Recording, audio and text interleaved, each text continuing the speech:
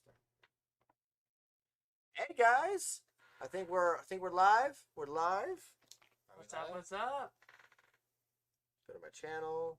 Are we live? We are live, and it has, Hey. and there's the picture. Uh-oh. All right. I had a little, okay. All right. I'm TPAW. I'm JT. I'm the vocalist for CHIMES. And I'm Andrew, and I'm the vocalist of Outvoted.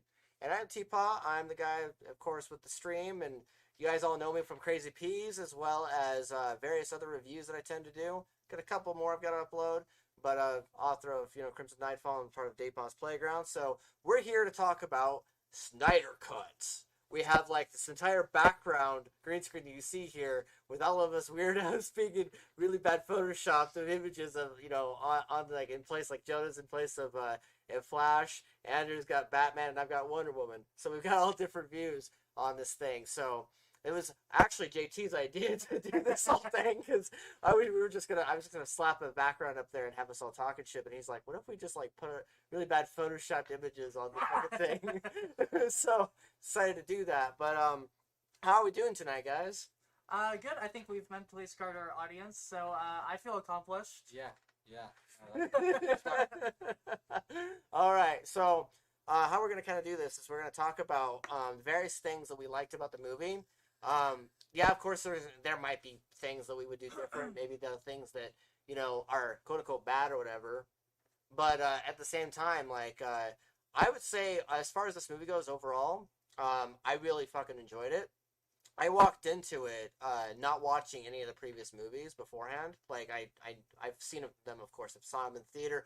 Saw Batman v Superman with this fucker right here, Andrew, and I've also seen bits and pieces with JT whenever he's at mom's house and stuff.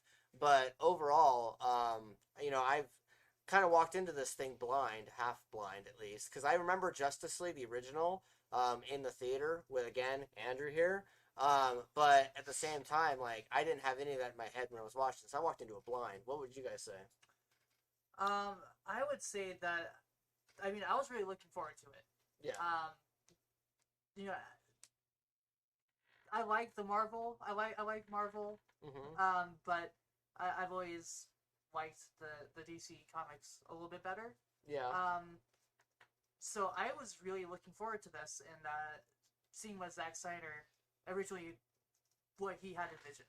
Yeah. So I went into this with actually really high expectations. The first Justice League, that is, and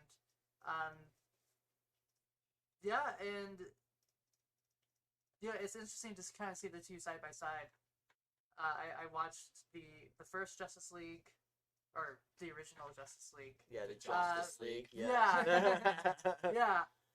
Before watching the Snyder Cut. Yeah. And I gotta say, I thoroughly enjoyed the Snyder Cut.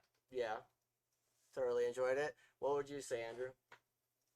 I'd honestly say the same. I mean, I'm more of a DC guy myself. I mean, I like Marvel and all that stuff, but I'm more of that kind of dark. I've always been that dark kind of person. Yeah, anyway. Yeah. Anytime we watch anything, we always like the darker side cinema. Like even the Batman games, like I've played all of them. I beat all of them. Like I've always been a Batman fan, and so going into this, it was like it was kind of completing the arc that we kind of got with Batman versus Superman, but the Justice League never really hit the point. Yeah, it didn't hit that sweet spot. Yeah. And that's one thing that a lot of people don't understand is that this movie was supposed to be like this. The storyline was supposed to be like this, but because of the studio, they cut it short and they wanted to get a movie out there. Yeah. And I feel like with them letting Zack Snyder get this opportunity, it's kind of like putting a whole heart on the entire thing. You know what I mean? Yeah, it's like putting a bow on it. It's almost like a ballad kind of to what it should have been.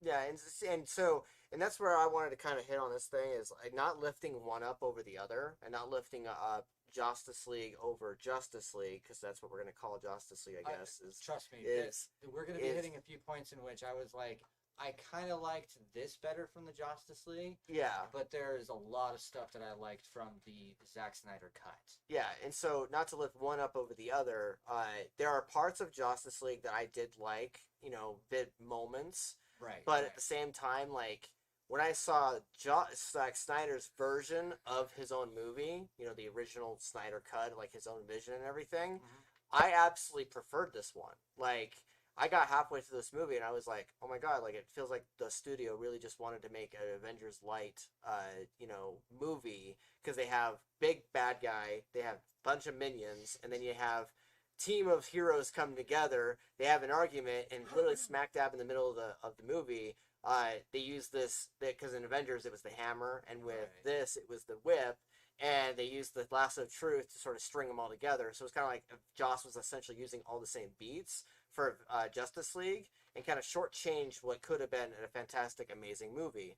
And so as far as this goes, like, me, like, I know I've talked about it before on being the fact that, you know, I'm, you know, I'm like you, Marvel fan, right? Mm-hmm. Like, I come from the background of, like, I've seen every single MCU movie in the theater. Like, I watched fucking Guardians of the Galaxy like 6 times in the theater with different family members. So like I watched it with Dad, watched it with me and my wife, then I watched it with Andrew, and then I dragged all my friends to it. Like we were like cycling through all the different audience members I could to watch the movie. So I come at it from this perspective of I definitely dive into that MCU pool quite a bit and absolutely love Marvel and everything. But when I jumped into this movie, like, I didn't just get tentpole, like, big budget action film out of it. I also got art film out of it. Because there's some big thought concepts that are in this movie, like grief. Like, Lois Lane spends half this movie going through the stages of grief. Because in the last movie, and they open that up in the opening sequence of this movie, is literally the death of Superman. It's him screaming as he's being stabbed. And, like, it's not even like a quick, you know, camera cut here, camera cut there. They literally start the camera. The whole thing, the opening frame is literally that spike that's going through his chest. And then they slowly zoom out and then cycle around him. They do this little panoramic shot going all around him, like a 360 view of, like a reveal shot of this is what was going on in Batman versus Superman.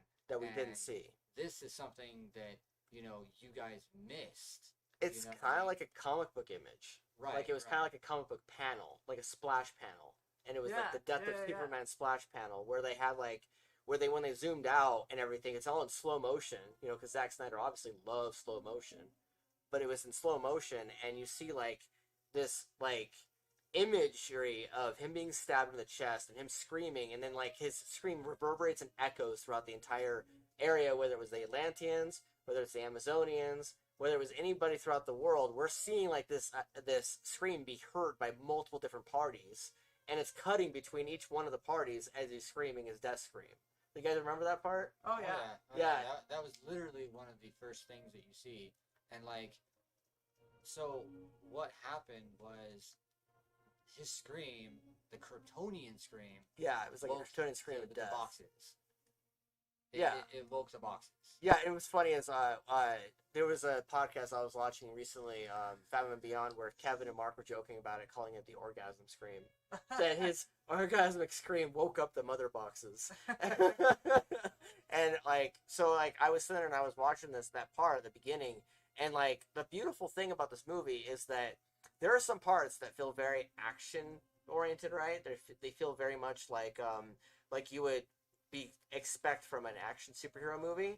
But then there was various parts of this movie that felt like an art film. Like, different frames, like, when they were... It wasn't just it was showing the emotion and not just talking about it. Right. And it was, like, showing you, like, for instance, when Lois is doing her grieving patterns, it was showing, like, Cyborg and dealing with, you know, tragedy of loss because of the fact that they go and they flash back to his time as quarterback. And they flash back to the time when he was at his game and he won his team won the championship, and he's scanning the audience as he's cheering with his mom and finds out that his dad's missing. And so suddenly all the excitement dies out of his face. Like, he's like, ah, and then all of a sudden he's just like, Like he's not there. Like his dad's missing because his dad was at work at the lab, and so we explore that idea of like that whole absence of fatherhood, and then we also see from the other perspective what it was like for his father to be exploring the fact that his son nearly died, and his son was on the hospital bed, and then he had to put all the machine parts onto him. What did you guys think about the Cyborg arc? I really liked it. I would say a lot of it was Cyborg's story, Right. and I feel like in the Justice League that's not something that we really got. Yeah. I Johnny, you're half out of frame. oh, am I? Yeah, just a little bit. Okay. Well, yeah, I don't know. I kind of feel like I feel a connection with Cyborg that I didn't get in the last film. So that was cool to see. Yeah, no, I absolutely. Okay, so I've seen some of the behind the scenes footage with Ray and with like Ezra Miller as Flash, and like it's with them not as their characters. Ray is one of the most comedic, like he would have been at home with a Joss Whedon flick if all they were supposed to be doing is throwing one-zingers and everything like that. But his portrayal as Cyborg, as being this tragic person who lost half his body, went from being a quarterback to being considered a monster, as he puts in the movie, because he's like really good at creating a monster. He says that to his dad. And he's just watching people outside playing football. He's watching them live their life. And he's sitting there purposefully putting himself in a position where he's just watching them live their life, and he can't because he won't let himself.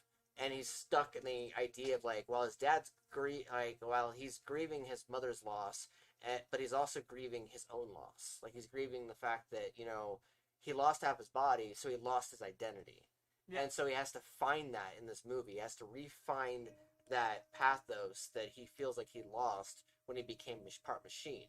And his dad spends half the movie trying to convince him that he already has that.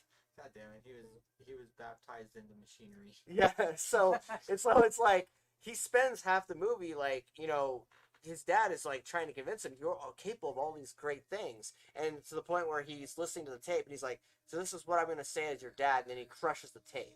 And he doesn't listen to it until after his dad is killed mercilessly. And in fact, his dad sacrificed himself. And one thing I have to comment on is the fact that is one thing I didn't get out of the Joss Whedon version, was the whole loss of Cyborg and his dad. Because his dad just sort of just disappears from the story and just kind of like reappears from, here and there. But he isn't like a part of the story's heart. Yeah. Like he is in this movie. In this movie, we get like loss from all sides, whether it's Lois and Superman, whether it's Batman and his loss of a frenemy, because he saw Superman as an enemy, but he also saw him as kind of like a comrade by the end.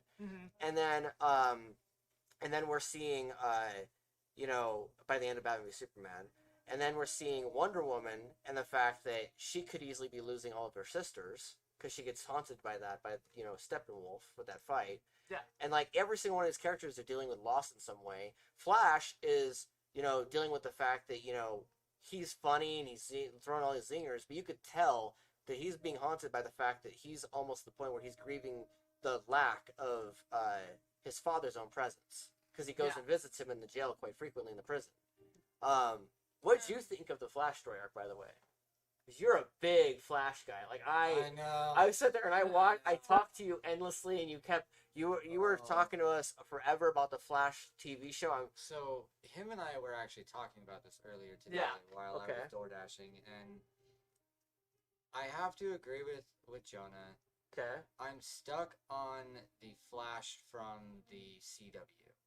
Okay. And with that being said, I wasn't a big fan of his interaction with his dad. Like that, the acting just seemed like not with him, but it was his father, where it kind of seemed a little forced. Okay. And especially during like the interview part where he was like grabbing the paper and like giving it to the girl to, for his interview and stuff. Like it just seemed like he was trying too hard to try to jump into the shoes of the Flash. Okay. See, how I feel about it is, I mean, sure, you could argue that, but I mean, I think if you hadn't seen the TV show, you probably wouldn't have that same opinion. Yeah, that's why I'm saying. I Like, can see that. I agree. Like, with that. I see it from both your point of views. Because for me, like I haven't actually seen the old Flash, so I can't really necessarily say that I know the old Flash, other than the fact that he's in the TV series as the older Flash from another Earth. But the fact that I've only seen him, Grant Gustin. I think that's how I Grant Gustin. Grant Yeah.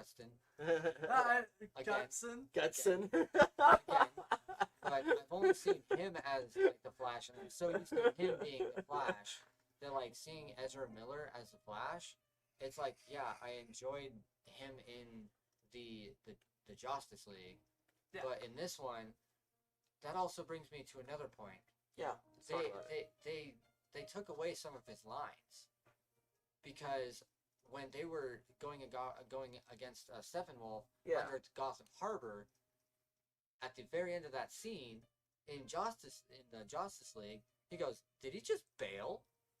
And in the Zack Snyder version, he didn't say anything at all. Ah, okay. And let's not forget, he went back in time and like saved everything. Yeah, That wasn't in the last version, which I think was really cool to see. It was important. The part I think that what they made up for though with that by the end of the movie is by having Superman and Flash team up. Oh yeah. Because when they had Flash really struggling because of the fact that he'd been holding himself back this entire movie, because he hasn't tapped into his full potential. He hasn't been Flash for very long. Yeah. I mean, he's just barely getting his job at Star Labs, which brings me to the point of how the fuck did he get that power? Because if the original Flash is from Star Labs, high class employee at Star Labs, he's a researcher. He's I don't if you remember the job title he has, but he's a scientist at Star Labs. So he gets his power through an accident at the plant. And instead, in this movie, he just sort of has the power. So CW, what happened was he wasn't actually working for Star Labs. He was actually working for the Criminal Justice. And while he was in his lab at the Criminal Justice, that's when the particle accelerator exploded. And as he in the storm, he was tugging on one of the rafters to open up the window, and it everything electrocuted him. And then Star Labs brought him in. Yes. Yeah. And then Star Labs brought him in to observe him because Harrison Wells, quote unquote, aka the first Flash, wanted to study him and teach him how to use his powers before he tried to kill him. Okay. So as far as this goes, though, as far as versions go, when I'm watching SnyderCut, I'm watching it more for what I get out of SnyderCut, because each one of these films are films of themselves. Right, so I get you guys' points on, where he gets his powers, that sort of thing, and I get to the whole, because I remember I followed The Flash for seasons on end. It was, the first 3 or 4 or 5 seasons. You and I were watching The Flash for quite some time. So we have, the Grant Gustin version in our head. But when I'm watching this for what Ezra Miller is bringing to the table. And what I have to say is that Ezra has some chops when it comes to playing more serious roles. Because in the Justice League version, he's just that cute little puppy that kind of comes along and makes one-liners. Mm-hmm. But in this one, there's actually some drama and some gravitas to his relationship that he has with his father. Because the entire time he's in the jail cell, the prison with his father, he's literally trying to impress his father. Yeah. Even though his father's locked away, and anybody else would be like, "Isn't your father a prisoner? How did he get there?" That sort of thing. And they're talking, and you kind of have the idea that he was framed, or that you have this kind of this half story of how he got there. But the entire time he goes there, he's going there to please his dad. He literally shows up and slaps the paper on the glass and is like, "Dad, I got the job." And his dad was trying to convince him, and his dad's trying to convince him not to do it. He spends half the movie trying to be every time he's visiting his dad, he's just like, "You shouldn't do this. You're doing this to please other people. You're doing this to please that person or to this." He's like, "You need to do things for yourself, and you need to be you." And the whole time, Flash is trying to please people.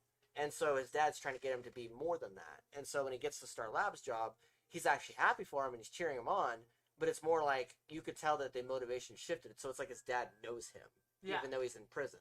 And so, I have to say that as far as the Flash goes, when it comes to, you know, the story, I really enjoyed how the Flash was in the story. Sorry, Yeah. we're looking at the. Yo, you're looking at the comments. Hey, no, we're not ignoring you. We're talking. And hi, wifey. You're commenting in the comments section. Yeah, this is gonna be spoiler heavy a little bit. So just so you know, guys. Yeah, we probably should have said spoiler. Yeah, alert. it's gonna be rated S for spoilers because the Snyder Cut just dropped, but it's on HBO Max, so you've had all weekend. You've had over 24 hours. This didn't drop in the theater, so it's not like it's different rules apply because it's on the internet. One thing I would like to bring up is that I kind of there are some moments I wish in the original Justice League at this point I wish they would have, you know, like the scene with the first scene with Wonder Woman, right, where she's taking care of the hostages. Rated A for sexy bats. Okay. That's why I'm looking at his picture up there. Because, you know, Andrew can have quite the flair. But no, I wish they sometimes I wish they would have taken the extra like 30 seconds to show some of those cool things.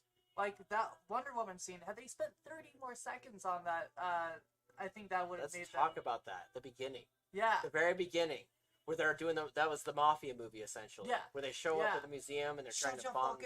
They're trying to, you know, bomb the children and stuff like that. And she whips the lasso of truth around the guy, pulls him up, and it's just like, what's going on? What are you guys doing this? And he's just like, we have bombs in every city. Everything will go poof. And she's like, and before he said something else, and she's like, that's boring. Why are you doing this? And then after that, you go to the next scene where he's about ready to bomb all of them.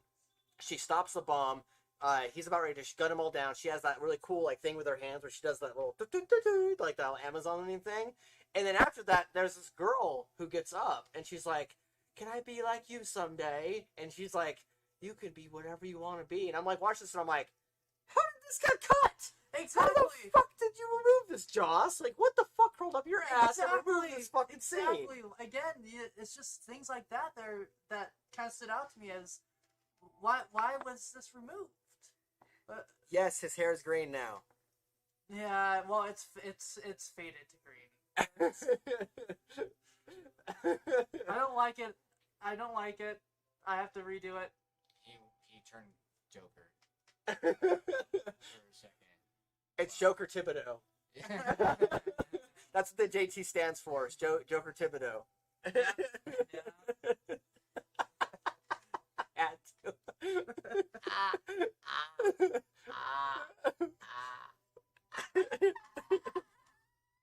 And then she says, "You have a hole in your head." I have a hole in my head. Apparently, you have a hole in your head. I guess the green screen is like reacting to the green in your head. So there's a green. Oh there's a hole. no! Yeah, there's a hole in your head. Oh, that's embarrassing. Head like a hole. Can I get my face to pop up in my head? Yes! Oh my god! Yeah. It's a JT-ception. Part of it. Dude, why don't you just do this?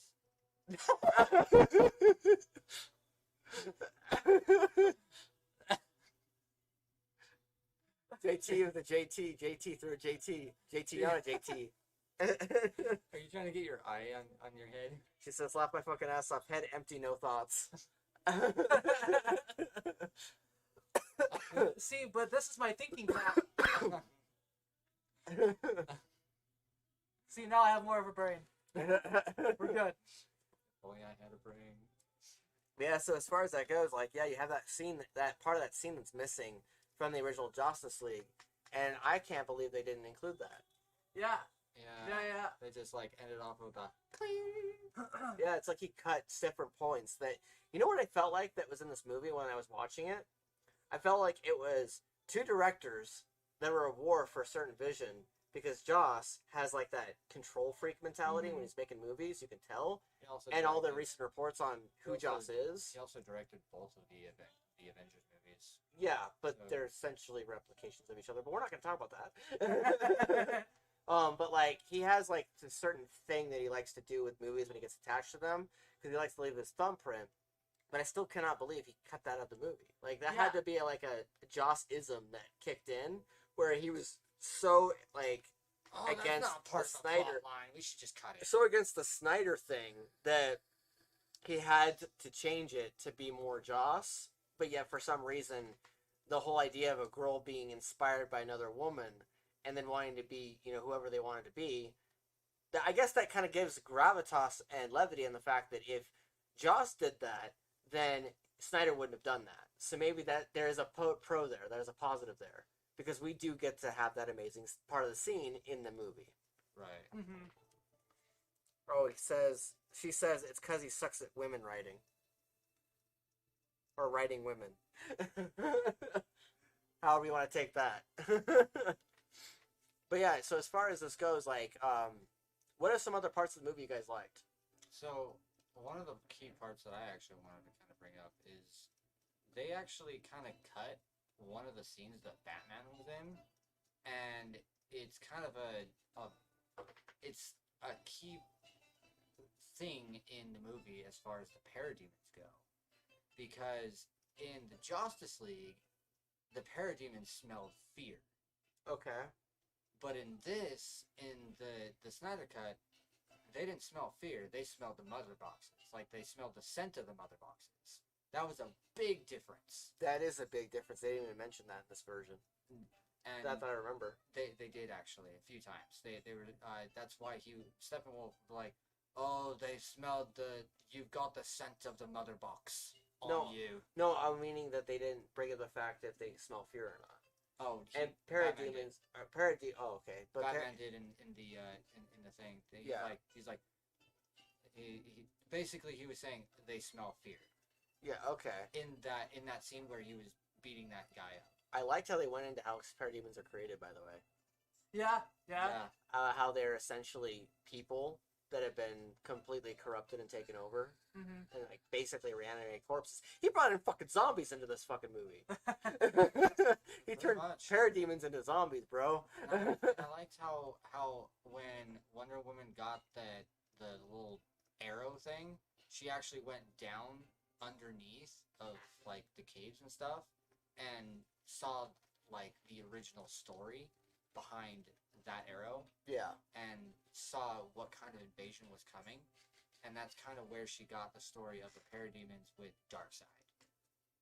Yeah, no, I like that part a lot because it kind of added more credence to the fact that it reminded you that she's an Amazonian, but it reminded you that she's more of like a godly Amazonian. Yeah. Right. Because, like, you see all these Amazonians, they're all like an army coming after one dude, and the one dude is able to overpower every one of them. But then you see Wonder Woman come toe to toe with Steppenwolf, and she's able to actually hold her own. She just needs to be part of a team of like 3 people. And like, it's not an army. He even mentions that in there too. He's like, "You're like your sisters, but stronger." Yeah, like he did comment on that in the story. Yeah. And like that was something I liked a lot, was when she goes down there and you see like all the little imagery on the wall, and it kind of like it connected in a big bad way. It connected the Snyder Cut to the Patty Jenkins Wonder Woman. But also, let's talk about Aquaman. Yes, let's talk about Aquaman right now. Like, that scene underwater Okay. where Steppenwolf is, fighting them and stuff. Amber Heard's character, I always forget her name. I can't Mira? remember her name. Yeah. What I really liked was the brutalness of that fight. Oh yeah. She's like sucking the blood and liquids out of Steppenwolf. Yep. And I think that really just showcases how cool her power actually is. Yeah, like this movie really showcased Mira's strengths in this movie. Like Aquaman did a little bit, the movie did a little bit of that, but this movie, like Snyder went really deep into it, and like really showcased. Like that fight was fucking Amber. brutal. Yes, the Jason Momoa sexy pecs. Oh, she was talking about how it's lame that the Parademons' scent of fear wasn't heavily emphasized because they're predators and they should be able to do that. She says, "Arrow thing, you mean a bow?" No, well, I mean, what do you shoot out of a bow? Arrows. You shoot an arrow. And then she says, Jason Momoa, sexy pecs. Yes, Amber, we know that you lust after Jason Momoa. We know that you just like look at my Jason Momoa and go, and then I sit there and I go, So does Rachel over does there. she want me to be more like Jason Momoa? But then she's like, no, you got your sexy dad bod. I should have just put my face over Jason Momoa's face. But like, no, it's funny because that was actually one of the things I wanted to talk about was, you know how different this Aquaman was from the Justice League one? Oh Yes, yeah. I agree with Like you. even to the point where when they're in the Bat Cave and you know Cyborg's in that other room and he's playing around with the ship, which they never touched again in Justice League, but in this one they did. Mhm. And like he's playing with the ship, and Flash is like going to go talk to him, and Jason Momoa's like, or Aquaman's just like, dude, don't leave him alone. He just wants to be alone. He's like, she's like, wait, but we should, and he's like, no, dude, he just got done with dealing with this stuff. It's a serious moment. And then he's like, I thought you don't care. And he's like, I never said that. Whereas in the original, he says, I don't care. There was a giant dialogue shift there. There was a dialogue difference. And so what I really feel like they did with Aquaman in this one was they gave him his humanity back. Oh, absolutely. Because remember, in the original one, they used the lasso of truth and they wrap it around him. And he essentially comes off as just this bro man who's like, I'm going to hit on Wonder Woman for 5 minutes and talk about how sexy she is. Whereas in this one, they don't do that. This one is just like, yeah, he's Aquaman. Yeah, he may flirt with the Wonder Woman a little bit, but that's not really why he's here. He's not just here to hit on women. Like, they made him more of like AC and less like this walking stereotype who has sexy pecs. Mm-hmm. And I feel like that comes down to Joss a little bit, because Joss is... he likes men, and so I feel like that kind of advised or informed his perspective on Justice League. I don't like saying that at all, because I don't think like that, but when I watched this movie in comparison, a lingering thought that never left my brain was, I've watched a few different more Joss Whedon projects since Buffy and since all these other movies. I've watched all of his characters that he's written or directed have become progressively more and more like walking stereotypes, and it's kind of sad because he's brilliant. Like, he knows how to write characters. Like, you've seen Firefly, right? Oh, absolutely. You remember Firefly? Oh, yeah. Are we shiny? We're shiny, Captain. Like, he took a would have been a stereotypical, Mel, Captain Mel, and ruggedly handsome cowboy guy, commander of a ship, and turned him into a human. And he did the same thing with the Gypsy, because they all kept calling her Space Whore. And he turned her into a person, a human, a woman.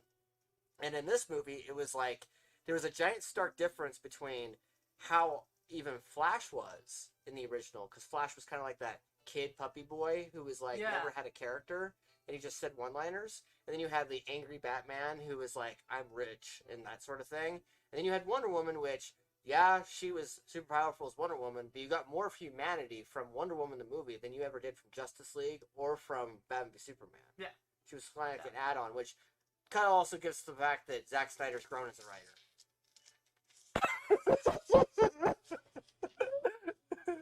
I almost want to leave it. It was there, so I can take... I'm going to take, and I'm going to rewatch that stream, and I'm going to freeze frame that moment so that I have that. Oh my god, that was funny. So I like that. He says Aquaman was never a womanizer. Well, he did kind of be like that in Justice League, the original Justice League. They did have a different actress for Mira. Oh, it's because of the whole Amber Heard drama? Is that what you're talking about? Yep. As far as like Johnny Depp and all that. Yeah. And then he didn't turn her into a human. He treated her like a person. That's what I'm meaning, Amber. Thank you very much for saying that. He basically... when I say turn people into humans, I don't literally mean human. I mean giving humanity to a character. Like how in my book, for instance, Crimson Nightfall, which is tagged, by the way, you have a vampire, you have a werewolf, you have demons, you have a fairy, and you have mermaids and other stuff. Like, you have all these little different fantasy stuff, concepts. But what I did was I focused on their humanity as characters. In this movie, you have a half cyborg, or half machine, half man. You have a mermaid, aka Aquaman, and then you have Rich Guy, and then you have What's your superpowers again? the Flash I'm Guy. rich. And so you have three members, because Wonder Woman. You have three members who are only half human, either half human or, of otherworldly nature. And what he did was he kept their humanity intact. Mm-hmm. Because they're not entirely human. He used to be whole human, and then he became half machine. And then you got Aquaman, who used to be, never used to be. He was always He Fishman. was born into it. He was born as a fish, and so. So was And Diana. then, and Wonder Woman, she was an Amazonian princess, and also half god. So you've got that demi-godly nature, but yet she's human in the sense of how she is. Mm-hmm. So that's what I'm meaning by that. 5,000 years old. I know, my wording was a bit off. Laugh my ass off, love you, baby. Try to get the camera to refocus. I am! I'm doing the best I can! Do you think that she would ever be into a young guy? Very. She's 5,000 years old. Every guy's a younger guy. I love that Cyborg line. That Cyborg line was not in the original. No. Yeah, it was a good line. For sure. What other thoughts do you have, Jonah? We're good too. So, one of the things that stood out to me in both versions is that I feel like they hyped Superman up Yeah. throughout the entire movie. Okay. In both versions, Yeah. and for him to do very little. That is true. He was more like a plot device without being completely jobbed. No, He wasn't all the way utilized. like, don't get me wrong, like, in the new Snyder cut, I feel like he did have a little bit more of a role, but at the same time, I feel like there was, not to be punny or anything, but I think there was some injustice. Never mind, Yes. that was totally No, that totally was- meant to that- happen. No, that you have to do That that. was totally meant. Considering, the We have the Photoshop difference, faces on our screen. Let's go there. But no, dude, We made this. I'm total angry about that. injustice. I'm angry about that because Superman is my favorite. Okay, Yeah. Superman is my favorite, Okay. and I just hope that future films do utilize him more Yeah. and show the hero he actually is instead of being like, all right, he's just straight bad guy now. Yeah. Because that's what they're teasing for the sequels if they ever Yeah, make them. exactly. And I'm like, but we didn't even get to see the good things. Yeah. I'm sorry. I'm reading the chat as well. With the we didn't get no booyah.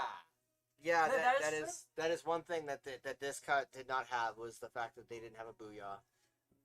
But no, I'm sitting here like, and I think they even had a conversation about this, even though it wasn't actually Martha, Yeah. saying like everyone acts like they knew Superman, but they didn't. Yep. But literally before he died, everyone hated him, Yeah. and then they all loved him. Yeah. And it's like, hold on. I feel like we're missing a huge piece of the puzzle here. Yep. What happened? Yeah, that's what I was going to comment on as well, is the fact that it's like you spent a good chunk of this vision, this entire series, whether it's Man of Steel, whether it's Batman v Superman, whether it's any of them, and then Justice League, with them hating this guy, hating on him nonstop and everything, and then suddenly he dies, and suddenly now you love him, now you're building altars, now you have a monument built for him, like Yeah. that fucking far away external shot where he's floating in the sky, and it's a fucking S symbol in the background behind him, like Yeah. that whole monument. Like now they have a monument for him and shit. Like the only ones that really I think truly gave a shit about this Superman was Martha and Lois. Exactly, and it's really disheartening as a Superman fan. Yeah. I would have liked to see him be the hero that. We did Like- get about that though in this movie. He wasn't like the normal goofy Superman I like from what the Justice League Joss Whedon cut. But in this movie, he was more like Lois and Superman's Superman. See, Do you remember the I- TV show that just barely came out, Lois and Superman? Yeah. That one. See, what I liked about when he's hearing both his father and Jor-El. Yeah, I love that part. I feel like that was the Superman we wanted all along. Yeah. And that's like Christopher Reeve's Superman. Mm-hmm. Like it's all about love and community with. Yep. And that's what Jonathan Kent was trying to teach him the entire time. Like, throughout any medium, like, he was always trying to teach him, you have your family, you have your people that are closest to you, you have to focus on that. Focus on us. Focus on the love you have for your people. Focus on that, especially when he was dealing with Darkseid. Yeah. Especially on Smallville. On Smallville, that was one of the biggest focuses of Clark Kent was their people. Smallville is part of what makes Smallville is the people that are in Smallville. And the love you have for everybody. And that was something that, to your point. But I still feel like we haven't fully gotten that. And I don't want that to be ripped away before we even get a chance to have it. Yeah, that's true. Here's the sad part. A lot of the stuff that we are talking about, it should have been in the sequels to this movie. Which Zack Snyder wrote, but he doesn't know if it's like this whole Justice League was supposed to be a 3-part thing. Yeah, Justice League was supposed to be a 3-parter. It was supposed to be this big thing in which it's almost like phases with the Marvel universe. Yeah, but because of the fact that he hasn't made Marvel money, that they probably don't have interest in it. Which is why I'm thinking HBO Max should just make them. Which is another reason why I'm saying, like, with what we're talking about, like, with Superman getting injustice and stuff like that, like, it could have been different if they were to make sequels to this, because it did leave off on a huge cliffhanger. Yeah, it did. With Martian Manhunter confronting Batman that Darkseid wasn't done. More like advising, not confronting. Like, there wasn't a confrontation there. They weren't enemies. They were more like, it was more like, hey, you just barely met me like 2 seconds ago, but by the way, here's a friendly warning. Something's gonna happen. War's starting. Someone in the comments, aka my wife, said, already had a bad movie without his catchphrase. What do you mean already had a bad movie without his catchphrase? The movie was not bad. It's like when someone in high school, everyone hates, commits unalive, and then suddenly they were that person's BFF. Yes, that's kind of what it's like with this Superman series. Stop slouching, tall man, is what she says. I'm trying to make it to where I'm not covering up the whole thing. It's not my fault this freaking chair is so freaking tall. The last thing I want to say about Superman before we get off the subject is... we're not going to get off the subject. I absolutely love the Superman in this movie. Like, I do. So, one thing I noticed was from the 2 different versions is bringing it back was totally different. It was. And I don't know which one I like more. I feel like in this version it made a tad bit more sense. Yeah, for Lois to already be there. But at the same time, I kind of like the conflict of bringing the big guns. Yeah, like bringing him back, but not knowing how he's going to be, and that was Batman's original concern. Yeah. In the last version. That's another thing that they kept out of this version. Okay. Pet Cemetery. Barry didn't say anything about Pet Cemetery. He was just all excited about bringing him back. Yeah, I totally forgot about that. And in Justice League, he was scared because he was like, Pet Cemetery? Yeah, that is true. I did. Yeah, there was that line that was missing. Yeah, but, I liked Wonder Woman kind of like we need him now, and Batman being like, no, bad idea. Yeah. But at the same time, I don't know which one I like better, man. See, and that's the thing about that whole battle sequence is I'm not a fan of the battle sequence in the first place. I really discovered that after I watched the second version, that I found that either version is not my favorite. But that being said, I kind of like them both at the same time. Like, you still get a sense of urgency.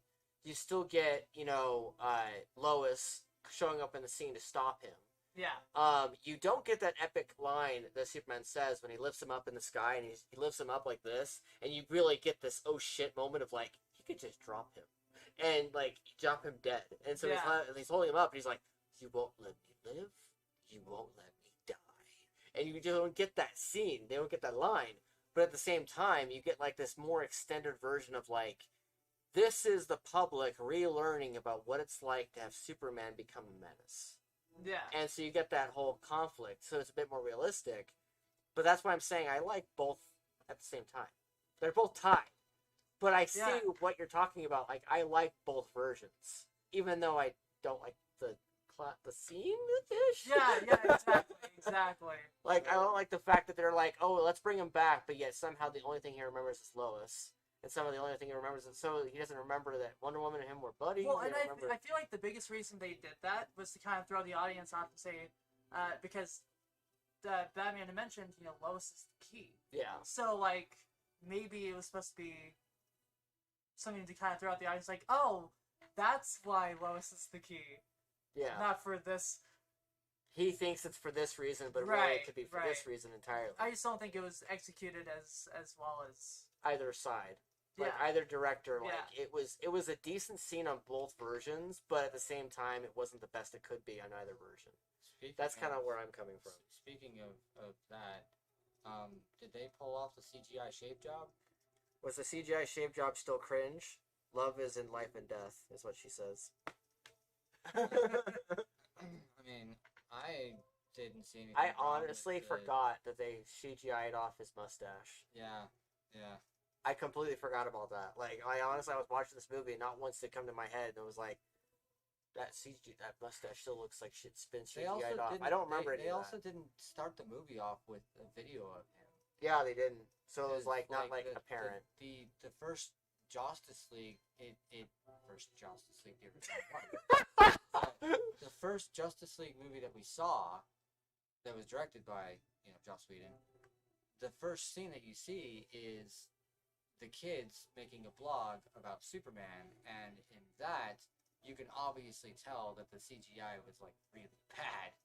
Yeah. But in this new movie, like, I didn't really see anything wrong with the CGI myself, but I'm not really that nitpicky about, people's facial. I didn't really notice anything about Superman, but there was a couple times where Steppenwolf was a little shoddy. They added more armor to him.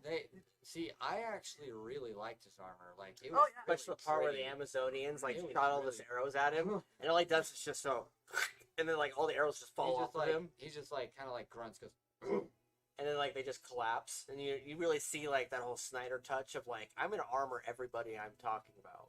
Like every single one of his, like Steppenwolf has. I don't know if you saw the armor. Like, did you see the difference in armor between Justice League and then this one? Mm-hmm. The last one, it was like he was like, I'm just gonna throw this guy into a fight without armor. Whereas in this one, it was like, I'm gonna throw this guy in a fight, and he's gonna wear like samurai-looking armor, and he's gonna be able to like compact it together and cut off anything. Retract it whenever he needs to. And, like it was this alien technology that is not from Earth, and it was obvious that Zack really has that touch to it. He definitely made Steppenwolf a little bit more intimidating. She says, as an animation nerd, it bugs me when CGI is bad. They must have fixed it. And then she says, Batnips. So, what I feel like... Wait, let's talk about Steppenwolf for a moment. All right. I kind of feel like in the Justice League, Steppenwolf wasn't quite as menacing. No.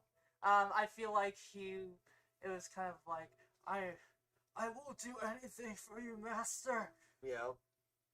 What can I do to please you? And he he literally falls on his I mean, you still have that element in Justice League, but I feel like that kind of took a back seat. Yeah. In this version, which I really appreciated. Yeah, I honestly, like, as far as Steppenwolf goes, I really feel like he turned from a cartoon villain, or a, video game villain, is what he was in original Justice League, and turned into more of like he's where he needs to be. He's an obvious higher up underling of Darkseid, Well, he's and related is to more him. menacing. He's related to him because I mean, even in the scene where they were sitting there talking about how he betrayed him, you can obviously tell that Steppenwolf was also getting annoyed. Like he was getting annoyed to the point where he like threw down his axe. And he's like, "I did this. I found this." Yeah, they almost humanized Steppenwolf. Like they as much as you could humanize a villain from a previous movie that was kind of like a cartoon, video game character. Yeah. Like they really did humanize it. They were kind of stepping on him a little bit, and then like stepping on him. Yeah. Stepping on Steppenwolf. Pun intended. But they were stepping on him, and like he got annoyed, and so you could see his frustration with the Justice League. As JT mentioned, he was more of a arms for the poor. Can I please have this? Yes, and I liked the vulnerability they gave him because in the last movie there wasn't that much vulnerability, so you don't really care. You're just like, okay, you're a villain because you told me you're a villain. Yeah, exactly. Whereas in this one, it's more like, oh shit, like Steppenwolf has something to lose. Like if he fails, like if he doesn't get to do what he wants to do, like he might die, and something might happen to him. Where you don't really. Okay, I won't say you would feel for him necessarily, but you would empathize with his pain. You'd empathize with his loss, and he does have the end he does have. You're just like, oh shit, they actually went there. They actually did that. Well, see, and I like the ending for Steppenwolf a little bit more in Justice League, rather than, It felt like a Justice video game scene. So the reason why they actually had to change that is because the Parademons no longer smelled fear. That's a good point. Steppenwolf was fearing the Justice League. And so therefore they had to change it because of that. That's a good point. That is a good observation. Because the way that he died in the Justice League is the Parademons took off with him. Right. But just so much more badass. I know. Having your own minions take you off. Oh. Now, I liked the part where, I liked the whole thing where they actually teamed up a lot more with, like, Superman and Wonder Woman and Aquaman all just trading blows with him and shit. And they're like, and they're, like, bouncing off each other. It was kind of like... felt like an Injustice video game moment. It was like comic book-like. Yeah, it was very comic booky with, like, that Injustice feel to it, which is obviously where Zack is borrowing from. Pong! Ping! Bang! Like, on the thing as comic strips. It would completely, like, it wouldn't fit. I know. I'm just saying, like... If you memed the fuck out of it and gifed it, and then threw it on the internet, people would eat it alive. They'd just be like, this is amazing! And they'd be like, why didn't they just go in the movie? And then they put it in the movie and be like, that's why. Replace every punch sound with Owen Wilson saying, wow. Wow. Wow. Wow. Wow. Oh, wow. Oh, wow. And the whole time, like, the guy's going through fucking the wall. He's like, oh, wow. With, like, at the very end, wow. Yeah. And then at the very end, it's like, Martha, high score. Why did you say that name? And it's like this, like, cutout from Batman v Superman where Batman's just like, why did you say that name?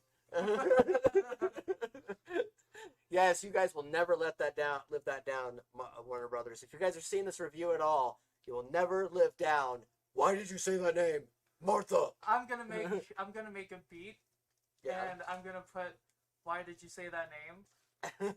Why did you say that name? Why did you say that name? Yeah, exactly. Well, I'm gonna do something with it. That name?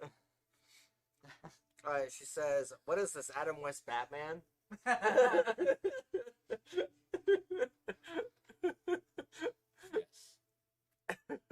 So as far as this goes, like, we've talked about Cyborg, we've talked about Aquaman a bit more, we talked about Flash. As far as this goes, what do we think about Batman overall in this movie? I actually really, really liked it. Like, he portrayed Batman pretty well as far as I'm concerned. Like, there was a lot of parts where he actually looked like he was like the comic book Batman, and that's one thing that I really enjoyed. Along with the fact that another thing. Well, sorry. One thing that I didn't like about it is the fact that yes, he's been Batman for how long? 20 years. Where the fuck are his gadgets? I mean, they're in the Batcave. You saw a bit of them. You You saw Alfred. badass Alfred. And then Alfred was just like, he handed up coffee cups. like where's the smoke bombs? Where's all the gadgets that Batman usually uses? He uses a grappling gun. Yeah. And No, it was I can completely agree with you. Like, he's been Batman for 20 fucking years, and he lost an adopted son, for crying out loud. Yeah. Where the fuck are his gadgets? So, yeah, to that point, I would say that, yes, on one hand, I can see what you're talking about with, like, where's the smoke bombs and where's the other stuff. I feel like he only brings what he feels like he needs to the fights he's in, and I don't know if smoke bombs would have helped with the Parademons. They might have distracted them temporarily, Or but something. it just depends on what he's bringing to the fight. Didn't he But do I would real? definitely say Batfleck has definitely earned his stripes as being really Batman. think it's useful. Yeah, I would say so. I would say I definitely. I think he was more believable as Batman in Justice League than Justice League. And solely because they just cut out so much. Yeah. And a lot of those things are just key things as to what makes Batman Batman. Yeah. So in that sense, I would agree, but I'm always going to stick by Christian Bale. The Christian Bale Batman with like the gadgets and everything. Just his acting, Christian Bale's acting is just, especially in the first Batman, was so good. Yeah, the Batman Begins. Mm-hmm. Yeah, and the Dark Knight. But unfortunately, he lost his battle to throat cancer. As we could tell by the progression throughout the movies. Where's Rachel? Oh yeah, she's over there. That was a good one. I always got so confused. I'm like, I think he didn't die. I'm like, oh wait, shit, he's talking about the Batman voice. I would say, on one hand, choice of words. On one hand, I can see what you're talking about with the gadget usage. On the fact that yes, he probably would have needed to use like the shock, electricity type stuff when it comes to the Parademons, and he probably could have used a bit more of like the bombs and like some of the gadgetry he uses. But at the same time, by the same token, I know that Zach's trying to tell a more grounded, more darker, grounded approach to this, which is funny because Batman from Dark Knight trilogy had that same feeling, and he did use them in Batman v Superman. But when he was using them in Batman v Superman, he was fighting against goons, and he was fighting against, different creatures, he wasn't fighting against aliens.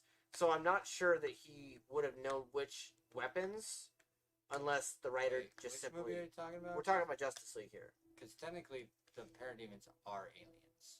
Yes. They're from another planet. Yes. So humans are a different creature from an alien. So in Batman v Superman, he was fighting against goons in a warehouse, remember? Yes. And so he used the bombs and he used some of that stuff in that movie. But in this movie, and when he was fighting against Superman, he was using kryptonite, and everything had to be kryptonite, or it was bombs, or rockets, and stuff, because he was fighting against Superman. In this one, he was fighting against Parademons.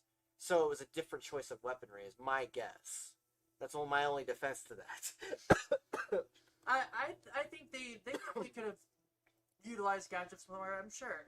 But especially with the Arkham games, when they went in depth into how many gadgets he really has. Yeah. It's like, you've got a remote control batarang that he could have used. And especially considering the fact where they ask, well, what's your superpower? I'm rich. Yeah. I feel like that wasn't really displayed as much as it should have been.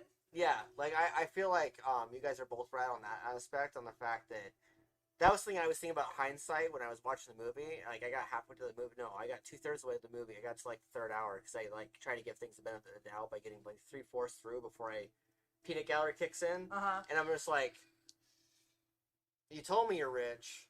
I see you driving that fancy ass car as Bruce Wayne, which makes sense. Then I see you drive the Batmobile. That makes sense. But that's textbook Batman. Show me other ways where you're rich. Like, aside from buying the bank at the end. I was about to say, aside from verbal and saying, "Oh, I bought this and I bought that." Like, there's other ways that you can show that you're rich and stuff like that. And like, I found that there was other ways that they could have done to show that he's rich and to show that he's Batman with some of the gadgets. Like, he could have refined the gadgets to go against Parademons, and he could have refined this because you know how Batman is. He's always strategizing for the next fight. He always finds like 25 different ways of fighting them and stuff that also like that. brings me to another point. In the Joss Whedon version of Batman, if you notice, in that scene that they actually cut completely, he was actually finding different sounds that the Parademons were weak against. That is true. And in this one, he didn't do that. Yeah. And with that being said, in the very end, with the Parademons fight, he wasn't able to do that sound, at the very end. What you're saying movie. is you want 20 more minutes of Batman's dick. Spread out throughout the entire 4-hour cut. It's like 4 hours, 20 minutes, and people be like, why is there 20 more minutes on this bitch? It's like, just watch throughout the whole movie, you're gonna see more Batman shit. Every scene is just like an extra 30 seconds. of Batman. Yep. And then Like pulled out a rocket or testing out the sounds and shit. But that also goes into gadgets. Like, that would be a gadget that he's using in order to go against something. You know what I I gotta mean? stand up for a moment. Yeah, stand up, go ahead. My blood is frozen. How do you think I feel, man? I have no freaking padding.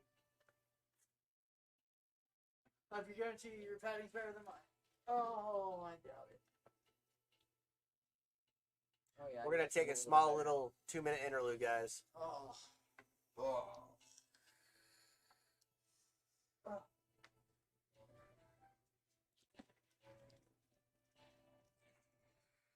I told you we were gonna go on for a bit. Why is this like the perfect music for like being on hold? It's in the background too.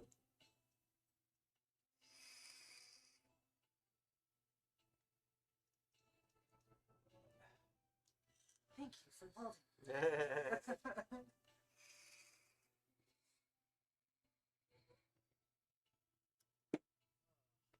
Oof.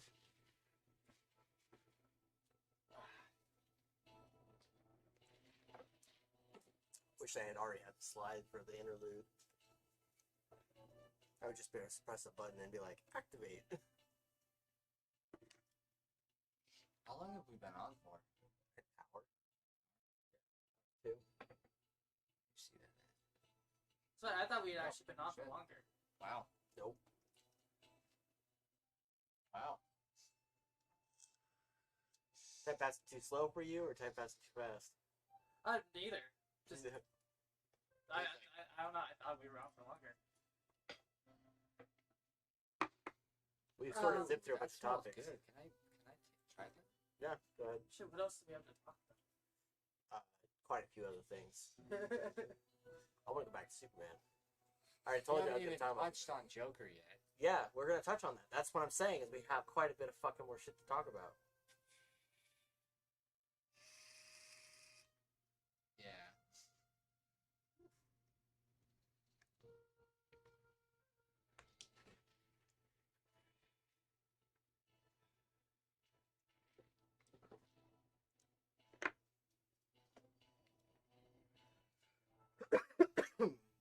Gut feeling.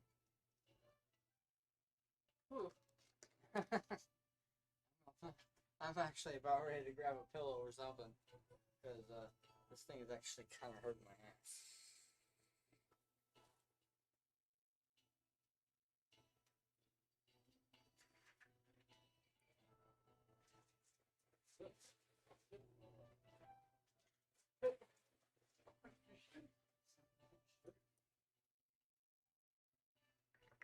There's going to be a colorful pillow under my ass. Or colorful, that's not a pillow. Maybe a colorful blanket underneath my ass. Because I can't do that.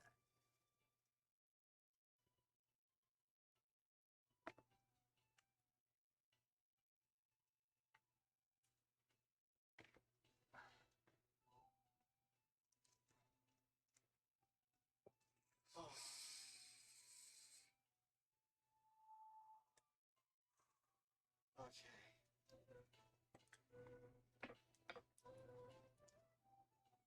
And we're back. Yep, we're back. All right. So the next thing we got to talk about real quick is we want to talk about The Joker. Joker. Well, so what are your thoughts on Joker, Mister? I'm gonna be a Joker every year on Halloween. At least he used to be. Yeah. I have mixed feelings on the Joker that they had. He had a different persona, for sure. Like he didn't have the hunga hunga kind of persona. He more rather had like a philosophical kind of feel to it. Yeah. Like he, especially, you know, trying to explain how like Batman's losses have actually affected him, you know, where he's like, oh, I'm contraire, my little, you know, my fish stick, you know, and like he was very philosophical, and honestly, I'm actually kind of a little butthurt that they cut the line that they had in the preview. We live in a society Yes. where honor is a distant memory. Like, I'm a little sour that they kind of cut that from the film. But like the way that him and Ben Affleck interacted was something that we have never seen before. Like, we've never seen Ben Affleck's Batman interact with the Joker. And this was a good way of kind of like putting in the fact that they're having, like, you've always seen them go toe to toe. Yeah. You've never seen them actually like technically work together. That's true. In this movie, whereas, you know, in this universe, where you've never actually potentially seen them face to face, like, it's kind of new for them to put in the fact that they're working together, like trying to work together to undo the world that was created.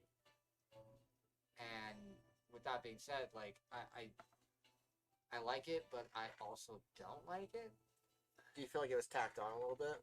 It wasn't necessarily tacked on. It's just it was more the fact of like how he was kind of portraying him again. Okay. Like with his laugh and stuff, like it was still kind of annoying, like the But honestly, like as far as like, laugh? yes. As far as like the way that it was shot, like I'm actually really impressed with how they were, like they kind of, while he was talking, it was kind of like out of focus. And then as he was beginning to get finished with talking, they went into focus and kind of revealed his face. Yeah. You know, it was a very artistic way of kind of revealing Joker full on. You know what I mean? And like the fact that he's like, well, this is our thing where we're gonna say, okay, we are having a truce, and the moment that you rip this apart, that'll be the end. That'll be the end of our truce. Kind of an interesting way to make a truce with you know, an arch nemesis, like the very defining opposite end of your poetic spectrum, in which the very thing that defines Batman is Joker, and the very thing that defines Joker is Batman. Exactly. And to have the Joker card How be many the contract. eyes can you look into before you die inside yourself? Oh, I've been dead a long time. How many times did you watch that scene? Quite a bit. What do you think, JT? You know, it's I'm a big 30 Seconds to Mars fan. I want to root for Jared, but Yeah. I can't. You know, you can and this is just my opinion, but I mean, you can polish a turd all you want, but at the end of the day, it's still going to be a turd. And I feel like the whole scene was more informative than it was that's fun true. to watch. Yeah, That's true. that is true. Because you get a lot of background and stuff, but like it's like a bunch of background shoved into such a tiny time frame. You know, I just, it hurts. It hurts because I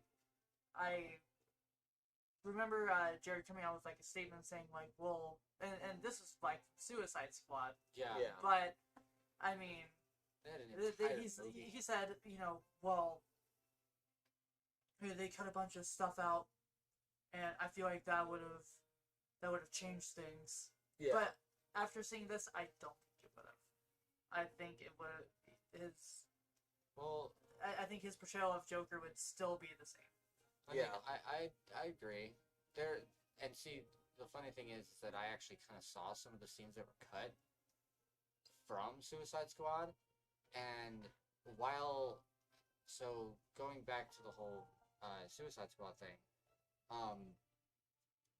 while they were in the room with Harley Quinn, there were people in the background that he would be talking to, and one of the people that he was talking to, he's like, "Hey, what are you looking at? Shut up!"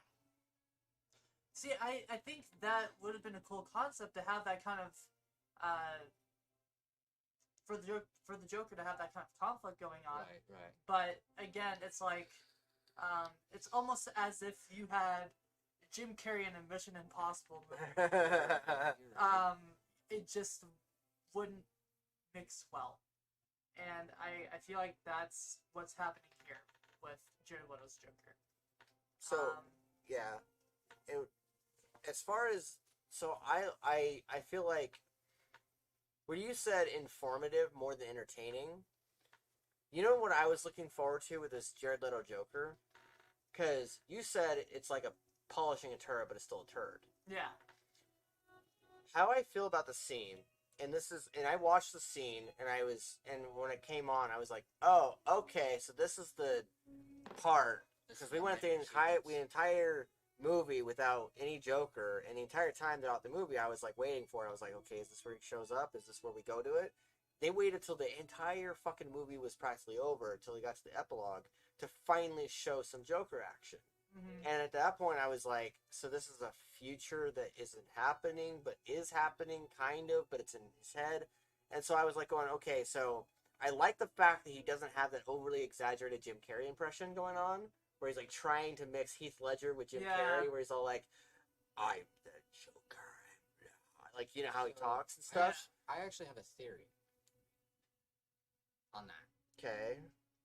Sorry if I'm like interrupting your thought process. A little bit. Barry went back in time. Okay.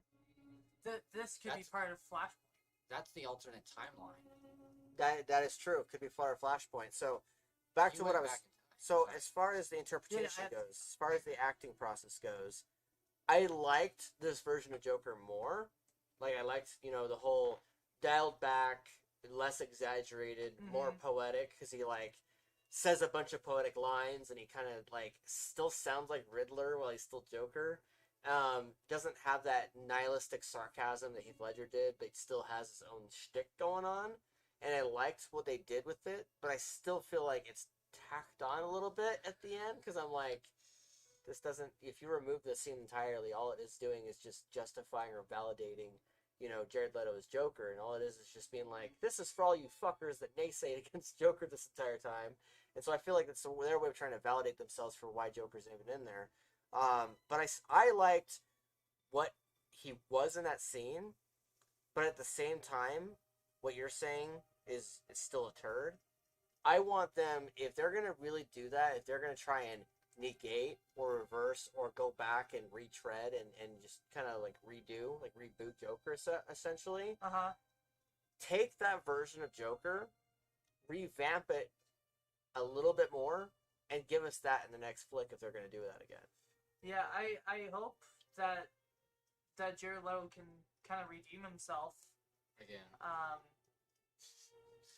He tried to redeem himself. Because we were literally, like, him and I were going back and forth over Messenger and being like, this is it. Like, we're going to get, like, this newer, redefined Joker. They're going to do everything. Do everything. It's going to be great and everything. And then we got this thing where it's, like, near the end of the movie and we're just like, but that's all you gave me?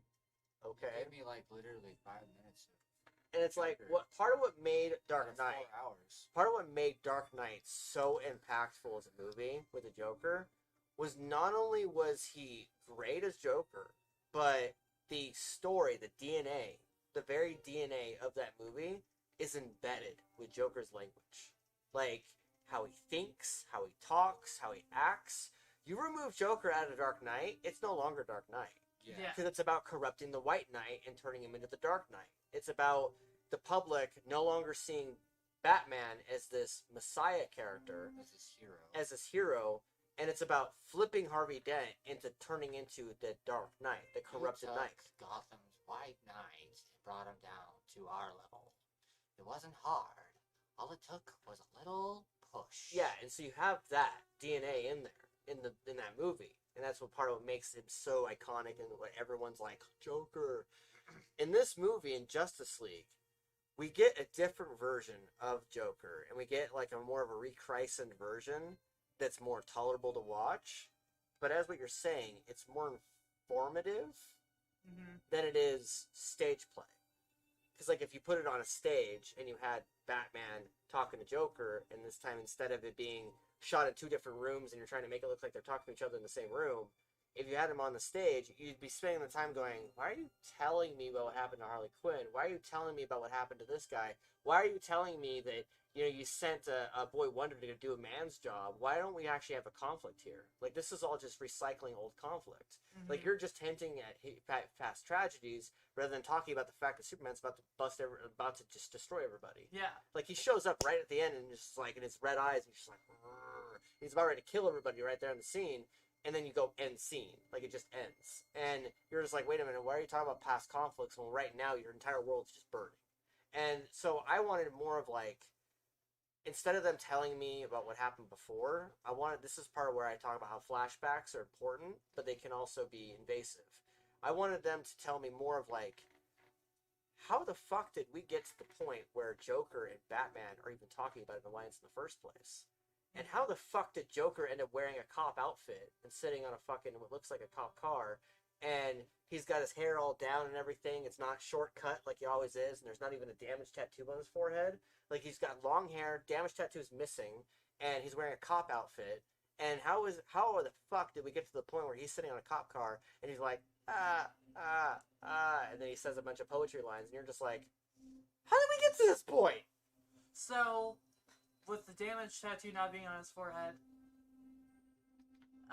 just a little side note. A bunch of side notes. I have a lot of questions here. Right. Did he get that surgically removed?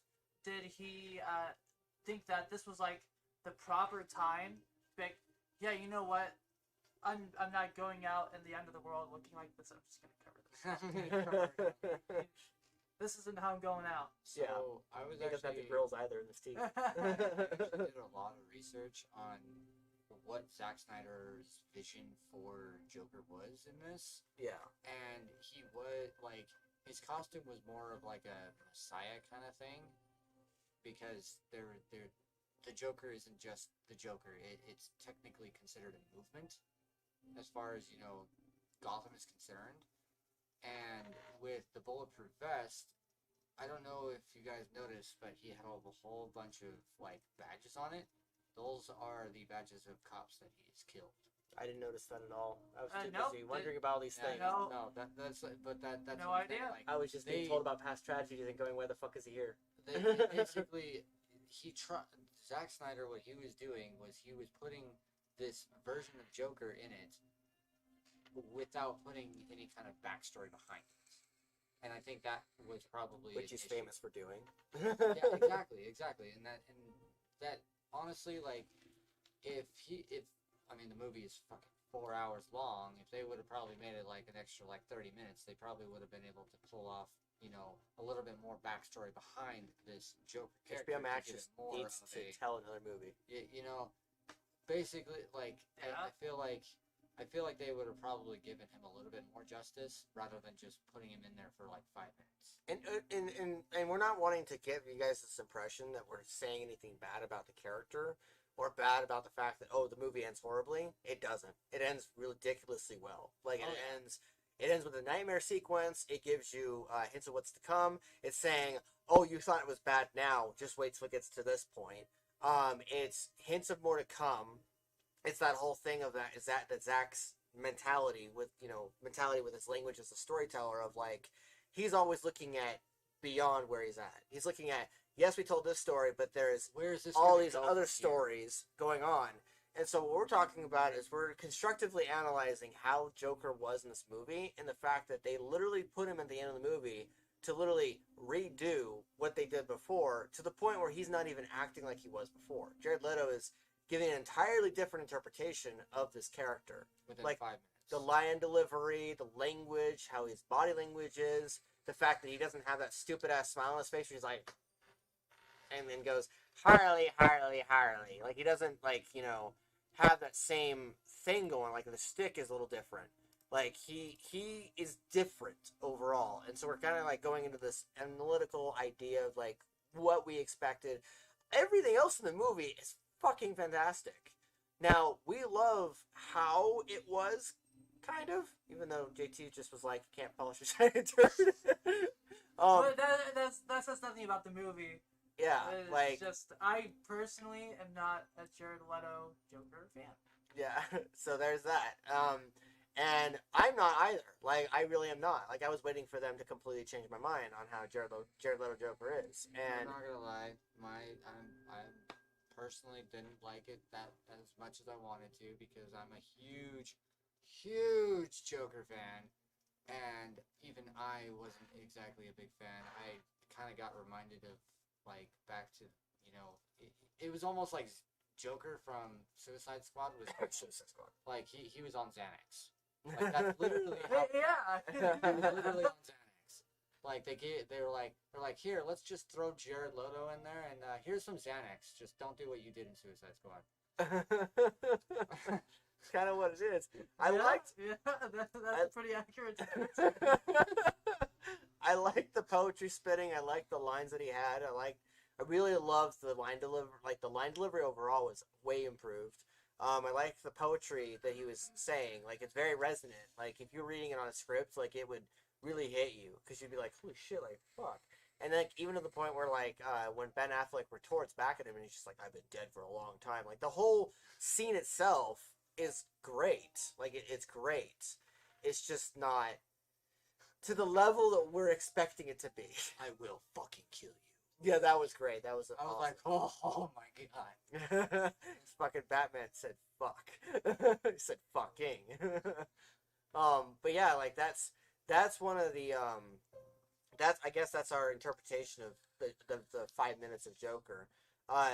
So what I want to bring up as well is kind of shift focus back to the fact that I really loved how they did Superman in this movie.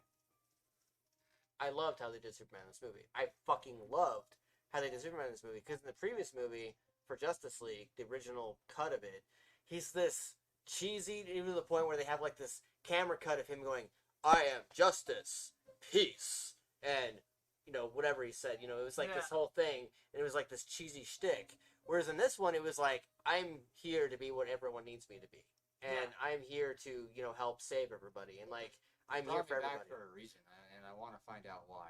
Yeah, like he's being the version. So you go from angry god of Man of Steel, who just bounces around from place to place, who's essentially been branded since he was born to be an alien on this planet, and his parents spent a lot of his life teaching him how to hide and how to try to control his gifts and how to be a human. And then in Batman v Superman, he has this rich guy, white guy, coming at him with a bunch of gadgets and trying to bomb his ass. It's like, you're an alien, I'm gonna kill you. Yeah, and like trying to kill him.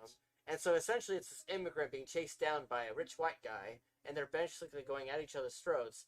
And then this sounds oddly familiar to the United States. And then Superman fucking gets killed at the end by trying to save these people that he barely one that was just trying to kill him, and one he just barely met 5 seconds ago.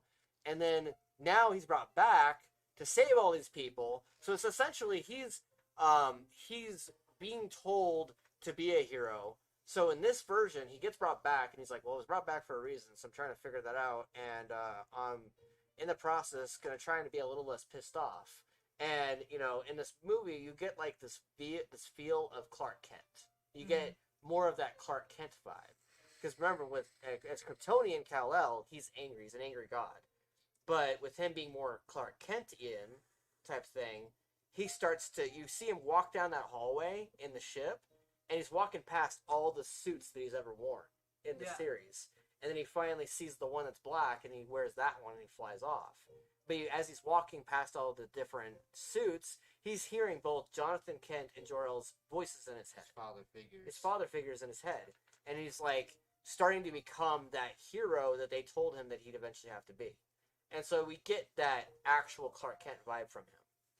That's what I wanted to talk about. That's fair. That's fair. In the climax, we finally get, you know, the Clark Kent that we've always been looking forward to in this series. So I hope that they make another movie of either Superman or of Justice League, and we get more of the Superman you love. See, I feel like, no, I would agree with you, but there's the but. But yeah, I feel like I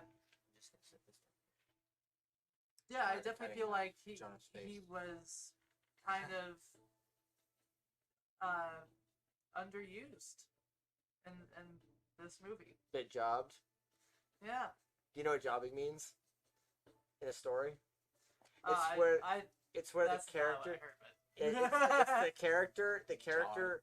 No, jobbed. It's where the character's whole purpose of the story is to further everyone else's purpose of the story. It's kind of like when, you know, for instance, in Deadpool 2, when everyone says that that Deadpool's girlfriend was fridged, her whole point of the story was to further Deadpool's role in the story, not her own. And so that's kind of what that was. Like, he wasn't necessarily jobbed, but he was on the fence of being jobbed. He was on the fence of furthering Batman, furthering Wonder Woman, furthering everybody else. But what keeps him from being jobbed is the fact that he essentially becomes that hero that everyone needs him to be.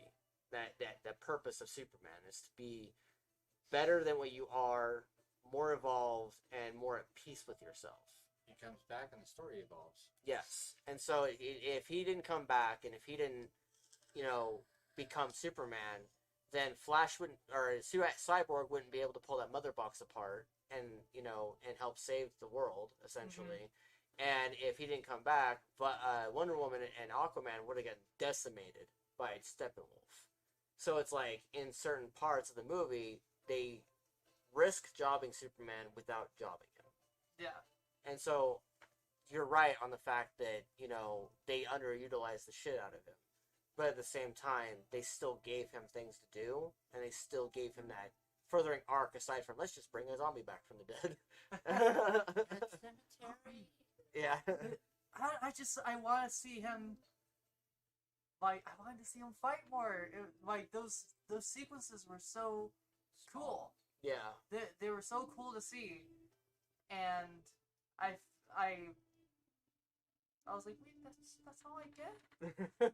Part where he mounts fucking Steppenwolf and just starts punching his fucking head into the ground. He's just like, poof, poof, poof, poof, poof.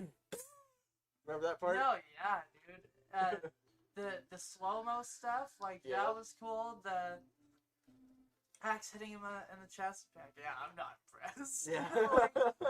like, I want more of that. Yeah. Like, give me more! I love that part, by the way, the battle where, like, Steppenwolf goes to throw the axe at him, and he's just like, he grabs the axe, he's like, yeah. He's like, yeah, not impressed. And then throws him, and I'm just like going, yep, that would be Superman. He just, like, pops down, king, looks at it, not impressed. But, you want to know something, though? Some weird thing I noticed watching this version. Yeah. Because my little brother, he plays the Injustice. Yeah, game, yeah. He plays Injustice too. And I'm sitting there, like, watched, like, I'm remembering all of the moves that Superman does. I'm like, oh, that's how they got that. And, like, I see the connection there. Yep. Like, I don't know, it was just a weird connection I made, but... I feel like this version of Superman very much, like, was influenced by the Injustice Superman. It had to be. Like, down to the point where, like, you have evil Superman following Darkseid. Yeah.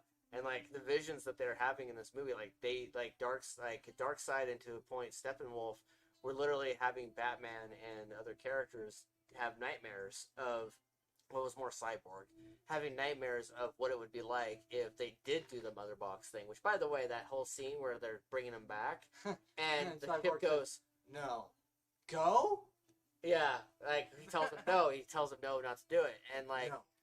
and the ship's literally telling him, like, don't do this, please stop, no, I wouldn't do it if I were you, and, like, you're getting, like, these scenes in Cyborg's head that he's getting fed from the visions of the ship, in which this is what happens if you bring him back, like, this is what could happen, and it's, like, showing, like, Darkseid, manipulating Superman, turning him evil, killing off members of the League, and all this other stuff, which leads to that very end scene, where, like, they're like, you know, what happened to Aquaman can never happen again, and, like, you know, stuff like that, where, like, lines that they had, where you're just like, oh shit, like the vision Cyborg had came true, like that in this version of our future, and so it's like, that's the stuff that I absolutely fucking loved from the Injustice arc, or the Injustice world that they're obviously bringing into it.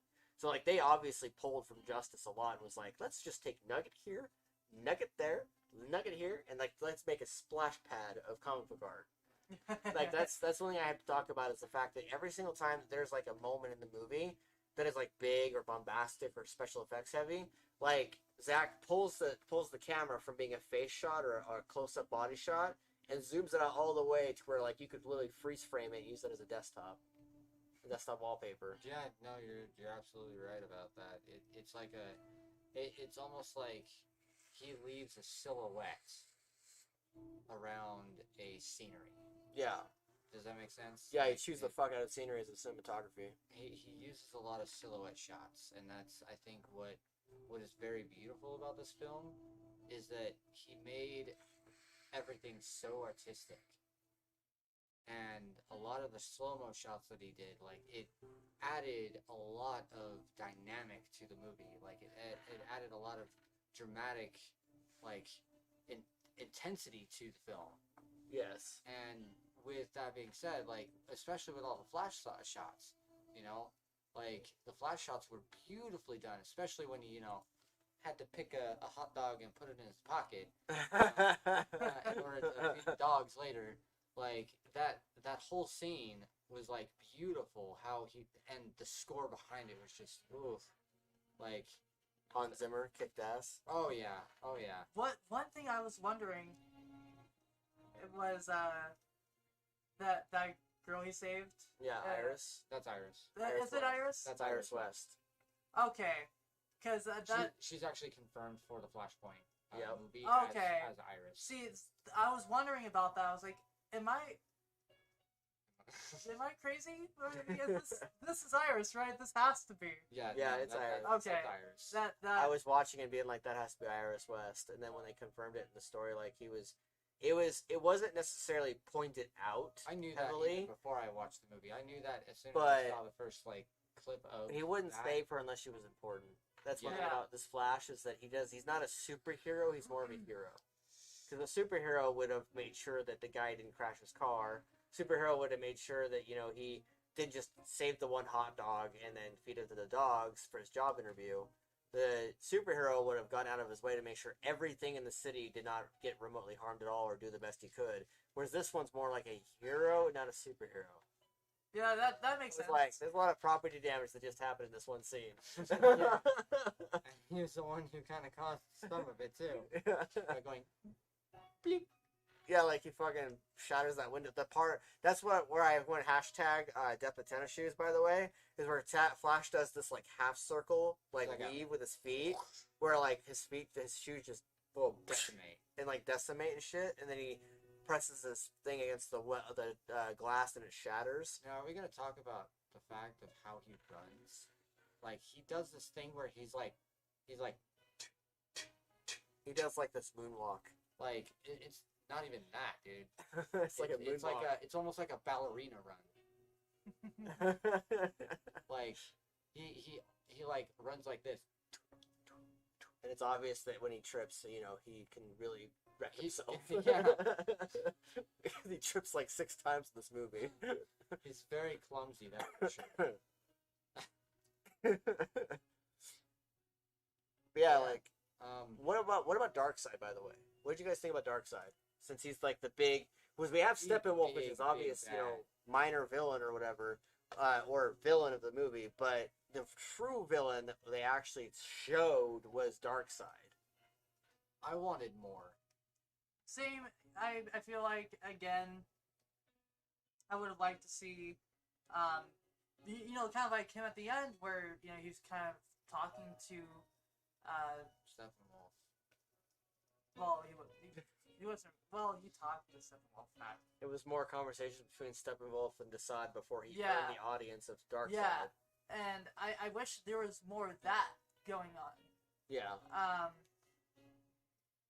I think that would have made his character far more interesting. Rather than just hearing rumors Yeah. of him, you know. I feel like I would have liked to hear the rumors at the beginning of the movie, and then gotten to see more and more of them as the movie progressed. Yeah.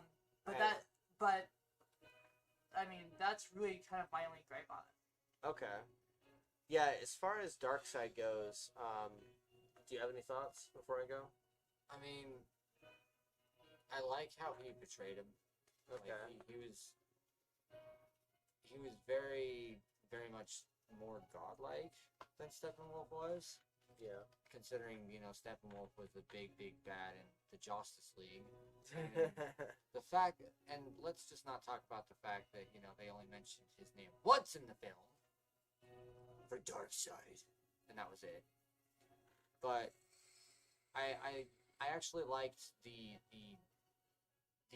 relationship that they had, that Steppenwolf and him had between each other, because they're actually related to each other. They're, you know, I don't know exactly the relationship there, but they are related to each other, and Steppenwolf betrayed him. And so in this, you know, whole movie, Steppenwolf is trying to regain his trust and trying to come back home, and Darkseid is going, you fucked up. Yeah. You need to repay your debt. Like, the only way you're gonna be able to get me to get you to come back is if you give me what I want. Yeah. Because you fucked up before, you know. It's almost like stealing from family, you know. Yeah. And like betraying him in that way. And I feel like there should have been a little bit more backstory there. Like, at least them, like, showing, like, I mean, they went into a flashback with Darkseid basically getting his ass kicked by the gods. So why couldn't they go into a background of what happened between Steppenwolf and Darkseid? That would have been really interesting to see. I agree with like, that. Yeah. Like, the backstory behind that and how and why they are where they are. Because, obviously, you know, Darkseid was extremely pissed because, I mean, 50,000 worlds? That's a lot of fucking worlds. Yeah, that's like galaxies. Like, you still owe Darkseid 50,000 worlds. What the fuck? Okay. Yeah, like how many fucking people did he kill? A lot. But, like, I feel like Darkseid could have been a little bit more utilized. It would have made the movie darker. Darker than it is. Oh, yeah, darker than it is. I mean, considering the fact that when they had Steppenwolf go back into the portal and his head was chopped off, he literally stepped on Steppenwolf's head and crushed it. Yeah, he did. Like, he's like, okay. He's like, Crunch. He's like, okay. You think I care? Yeah, like you really get the feeling that he just does not care about those that fall around him. So as far as my thoughts on Darkseid go, I really feel like this is where Marvel skillfully planted seeds throughout the entire MCU of like showing like at the end of certain movies they would show like him literally like it was like Thanos' face was at the very end of one movie, and then in the middle of I think it was Guardians or it was Avengers, one of the movies, he in the middle of the movie you see Loki talking to Thanos for like a scene, and then like in certain other scenes you'd see him. So when he finally shows up, full bodied on Earth and everything, he's just got this this magnetic glory about him, with the way that they did him, and so I feel like to your point on what you're saying with Darkseid, I liked how they did him in this movie. Like I liked the whole the red eyes. I liked the whole showing him getting defeated, getting his ass handed to him by these other gods, because it shows us that he can be defeated and stuff. He shows us that he does have weaknesses. Shows us that he can be overpowered, despite the fact that he's killed off 50,000 worlds or he's lost 50,000 worlds because of Steppenwolf, whatever they're Fry people with his mega beams. Yep, and can fry people with mega beams. So, like, I feel like, to your point, if they had, like, pulled a bit of a page out of Marvel's book and showed at the end of Batman v Superman, or showed, in one of the other movies, like, say, Suicide Squad, or one of the other movies where, like, say, Suicide Squad, big bad guy is a witch, right? Why didn't they connect the witch to Darkseid a little bit? And, like, some of the other movies where there was, like, obviously they could have put a connection there. You would have seen more of that. Plus, in this movie, they could have had more scenes with Darkseid and Darkseid. Yeah. And showing their culture, their economy. I mean, Zack Snyder's a world builder from hell. Like, he would have been able to show off, like, their culture. You would have had dialogue lines where they'd reference other worlds they've killed off. You would have seen heads on pikes and stuff. Like, you would have seen more of who Darkseid is as a person and as an alien person. And then you know to give him more menacing ideas to when he goes and crushes Steppenwolf's head, because you've already seen heads on pikes, you've already seen him do all these things. There should have been a bit more of Darkseid in this movie. Yeah. But at the same time, what we were given was pretty solid. But yet, at the same time, I'm like, with Thanos, you know what you're getting, and when Thanos comes, you're just like, when he does the Thanos snap, you're just like, fuck! But when Darkseid does the Omega Beams, you're just like, okay, it's just an alien with fiery red eyes. It's Superman. Yeah. Yeah, it's like Superman evil, like evil Superman or whatever, without the suit. Like, he just is another alien with red eyes. Omega That's how Superman. it is. Yeah, that's essentially what it is. And Darkseid, you know what Darkseid's big talent is in the comics? And big talent is overall, and they used it in Smallville? Season 10 was Darkseid. Granny Goodness. Granny Goodness helps corrupt people. Darkseid will take over worlds with mind control. Like the Omega symbol appears on their forehead. That was in Smallville, season 10. So Darkseid takes control of all of Earth, and Superman has to stop that, and bring the planet that Darkseid was trying to turn into Krypton, and he was trying to bring Krypton to Earth and corrupt everybody and mind control them, mind enslave them. So what I was waiting for is for us to see him enslaving people with mind control, because that's what Darkseid does. That's classically was done. I mean, that's how he got Superman to be what he was. They just didn't show him do it. They showed like a shoulder thing, like where he had his hand on his shoulder, hinting and implying that Superman can be mind controlled. But it was more like, did he manipulate him? Superman's literally tearing, like he's got a tear falling out of his eye. Is he like, did someone just die?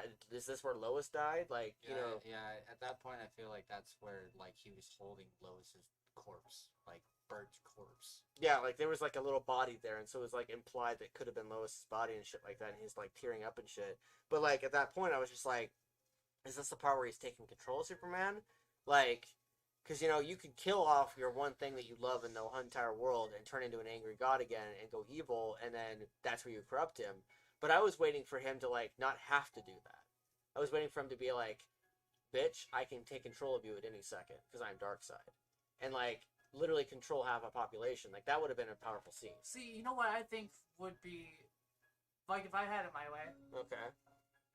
In like my perfect world. Right. What I would have liked that to have been Yeah. is Darkseid saying, if you continue on this path, this is the pain you're gonna bring your loved ones. So a bit of like psycho manipulation. Yeah. Okay. So like it's more like a if gritty, you don't realistic. join me, this is what's gonna happen. But if you join me, I can help you save her. It's like a Palpatine. Like a Palpatine Yeah, type of thing.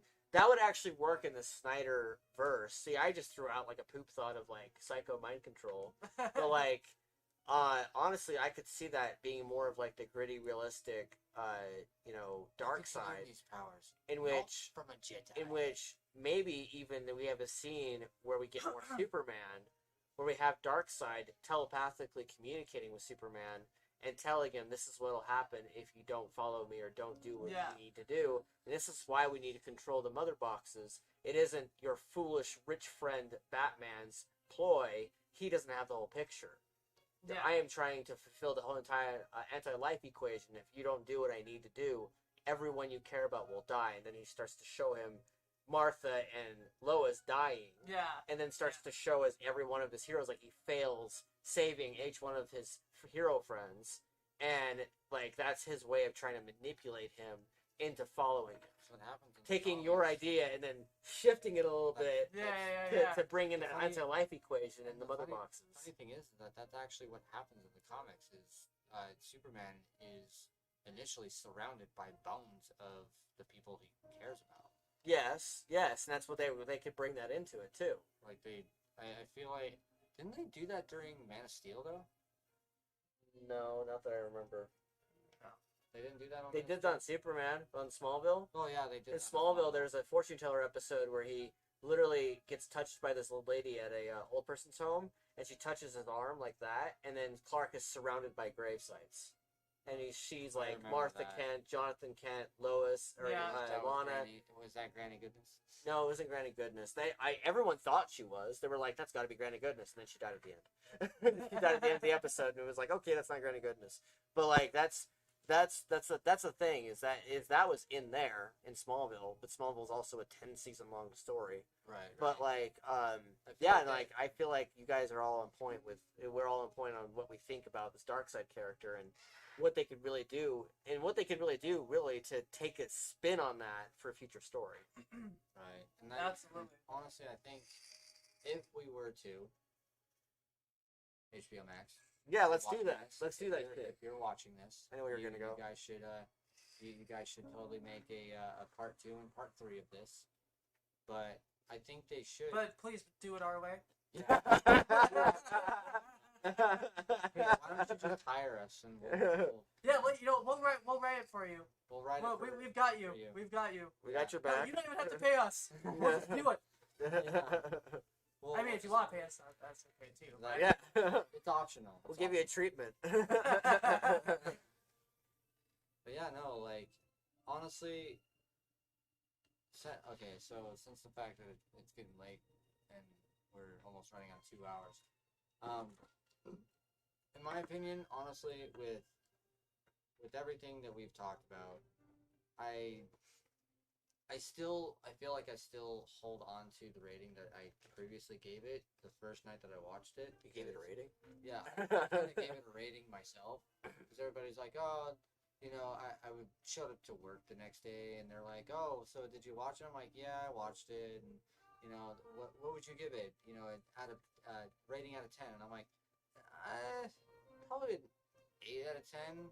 I mean, it's not a perfect movie, but for a 4-hour movie, it really justified the Justice League. Like, it really justified what we were supposed to get compared to what we got. Does that make sense? Yeah. Like, it does. I feel like there was a lot more that was explained and a lot more plot holes that were covered up with this new movie.